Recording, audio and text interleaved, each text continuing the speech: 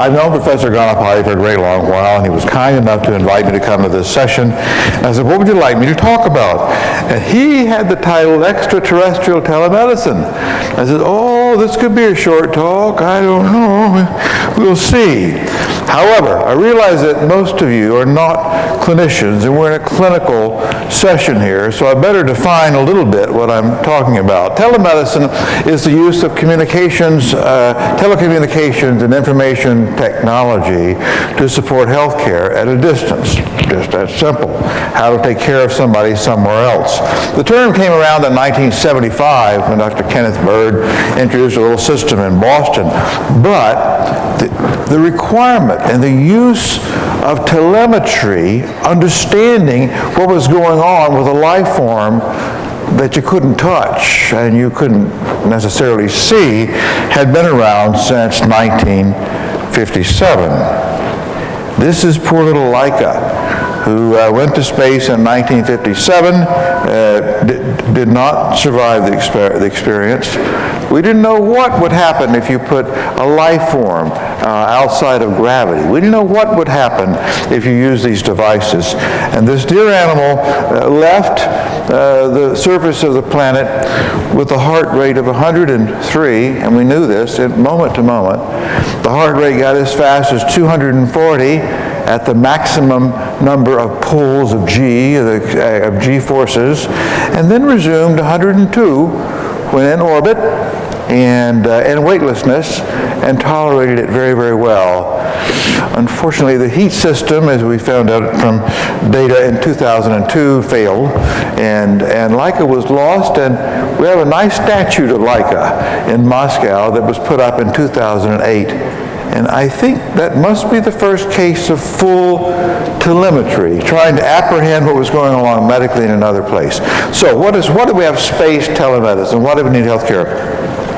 The issues of distance and time, there is no possibility for physical intervention. You can't be more isolated, okay? The risk is extraordinary. There's no return for emergencies. And the task of telemedicine is to predict and mitigate risk, as well as intervene. So what do we have? Well, we have all kinds of goodies, all sorts of things. Now, remembering that what we've done is to take a life form and reduce that to a data set. Okay? And we do that by using sensors. We have all sorts: electrocardiography, respiratory rate, temperature, stethoscope, using otoscope, blood pressure, ophthalmoscope, derm camera, all sorts of things. We can even weigh people, which is a bit of a trick in a weightless environment. And we have a data set to know how a life form is doing over time, and can look at trends, see where is the data set running awry, what can we predict, because there will be no return in the case of emergency. Sensors, proper transmitters, effectors to take a solution back, a medical solution to this extraordinary environment, and fix what's wrong. It may be a drug, or fix something in the environmental controls, or to do something robotic. And process simulation. There aren't enough patients to deal with this. Let me come to that, to have a large experiential base. So we have an officer, a health officer, sitting in Moscow or Houston, who's responsible for the people on the space station now, or whatever the mission is. And they have all of these data flowing to them, and they're sort of massaging the data set. It's a neat information technology matter. They also can pull back from the longitudinal healthcare database of everyone who's ever been in space and see how someone is doing as best as possible. Well, we're dealing with a rather small population. Only 536 people have left the surface of the planet and gone higher than 100 kilometers from Earth. That's a pretty small N to acquire a whole lot of data and to come to some sort of statistical conclusion. They've come from 38 countries. Space travel is extremely ecumenical. We get along very, very nicely in space. Indeed, Rakesh Sharma was the first astronaut, cosmonaut, from India, and dear Lord, the Indian-American Kalpana Chawla was lost in the Columbia, a grievous loss for both India and the United States. The first human was Yuri Gagarin, a long time ago, 61. He was up there for an hour and 48 minutes. Here's a chap, Polyakov, who was on Mir for 437 days. But we're at a point now, just to where is space medicine going? 2015 becomes the routine stay of 1 year.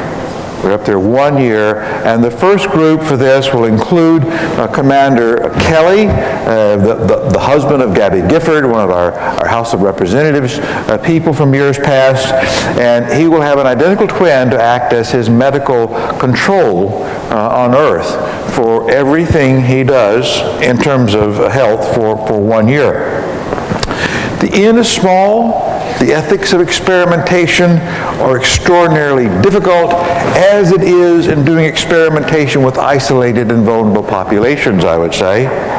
We have to be careful and do the right thing. So, on the space station, it's been continuously occupied since 2000. It's a heavy thing. The habitable volume is about a 6-bedroom house, the pressurized volume, and it's about the same also as a Boeing 777. And all the seats are business class. Some of it's pretty uncomfortable. The solar array generates 84 kilowatts. I mean, it's a big thing. It orbits about every 93 minutes. Now, you want to talk about mobility. The patient circles the Earth every 93 minutes. And the Earth is moving wide at the equator at 1,000 miles. So it's mobile. You catch things on the fly. It's a pretty good environment. Usual gas tensions, 1 atmosphere of pressure. And the space station, up since 2000, has been the place where we've practiced the most space medicine, the most space extraterrestrial telemedicine. It's up there about 150 miles from us. You can see it. You can go to a website and they'll tell you where to look for it in the sky, and it goes by about every 93 minutes. It's not very homey, but it's the place where the patient is, and a lot of our patients in rural and isolated areas, they live in rather uncomfortable circumstances, and so do these dear people. They are protected by an environmental support system of extraordinary complexity, and the idea is to get them up there and get them back without difficulty. One of the statements in NASA that applies terribly much to space telemedicine is that failure is not an option. These are not sick people. They're not supposed to get hurt. Nothing should happen to them that we could not have predicted and avoided. Pretty high expectation, but that's the way it is. We want them to get to the back. By the way, they land in a cloud like a plop here in the desert, in the steppes in Kazakhstan. And you may have remembered early on in space medicine, space travel, people would leap with great raised hands and victory signs to get out of the spacecraft, and they look so heroic and athletic and so forth. Not so much anymore. This is Commander Mikata coming back from Expedition 39 last May. And after a long period in space, you can't prevent everything. Even with the best space telemedicine, when you come back, you can't stand up. You're in a basket. They drag you from the spacecraft, from the Soyuz that's bringing you back. You're dizzy, and you aren't able to really walk for many hours back in a 1G environment. So that's to say, space travel makes you a little bit ill and vulnerable, and that has to be treated too. What are the risks? What are we worried about in health? I just showed you what someone looks like coming back. Radiation. In low Earth orbit, as we are now, it's not such a problem. But the challenge is we leave the Van Allen belt, which runs out about 20,000 kilometers and protects us from the heaviest of the radiation that comes in the way of cosmic rays. When we get beyond that, we don't know exactly what people are going to do. We just don't know, and that's the great adventure and the great courage of our international space travelers. The Van Allen belt is out there. In Mars, we won't have it. Mineral loss. We thought that people were going to just have to sustain that. They would be osteoporotic if they were in space long enough. Space medicine, telemedicine monitored and looked and looked and looked, and how can we fix it? And now with resistant exercise devices, it doesn't happen anymore. Figure it out. Got it treated. Do the mitigation. So, visual problems. This is new. We knew cataracts would be a problem, but there's a problem of having fluids distributed in the body. And we can monitor this. We've known it for years. Now we know what it does. It causes papilledema. You end up with excessive pressure in the brain and visual problems, and we'll get that fixed because we can do the telemetry, we can do the telemedicine and get it fixed. Well, just by the way, injury, the greatest chance of injury we can't do much about, and that's micrometeorites and orbital debris. I don't know if you watched the movie Gravity. I'm not going to watch it again because that actually could happen. You can hit by the big one there. Okay. These crafts are wonderful, and as a data set, we've come to think of the human as part of the overall data set for the most complicated devices ever invented by our species, okay? They're just one panel, and they need to work, but they have to work with everything else. We've done partnerships. The U.S. has been part of it. Our biggest partnership has been, of course, with Russia in terms of doing this. And I might say that telemedicine for extraterrestrial activities has been declared apolitical. And even in the worst of circumstances, maybe right now is not so good, we work with the Russians and with the Japanese and the Germans and the Indians and so forth. So it's kind of nice, and I'd like to think that telemedicine is like that in all of our other activities, and I believe it largely is. So we maintain health. We can't get back to Earth. Remember that the interventionalist is not, if there's something happens, like an injury, there's no crew physician, so we have to do just-in-time teaching to teach the uninstructed healthcare worker in a very remote place to do something, and the telemedicine becomes semi-autonomous because in going to Mars, the perigee is 401 million kilometers. We're not going to get back from that. It really is the ultimate in a dangling conversation. The round-trip speed of light messaging to something on Mars is 28 minutes. The average is 28. The maximum is 44 minutes. That's a very long silence. There'll be no robotics, so it has to be semi-autonomous.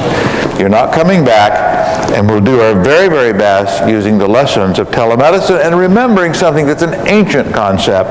This came down from Imhotep, who designed the step pyramid at Saqqara and also authored the Edwin Smith papyrus, we believe. And he said about health care, he was a physician, "Thou shalt say concerning him, this is an ailment which I will treat.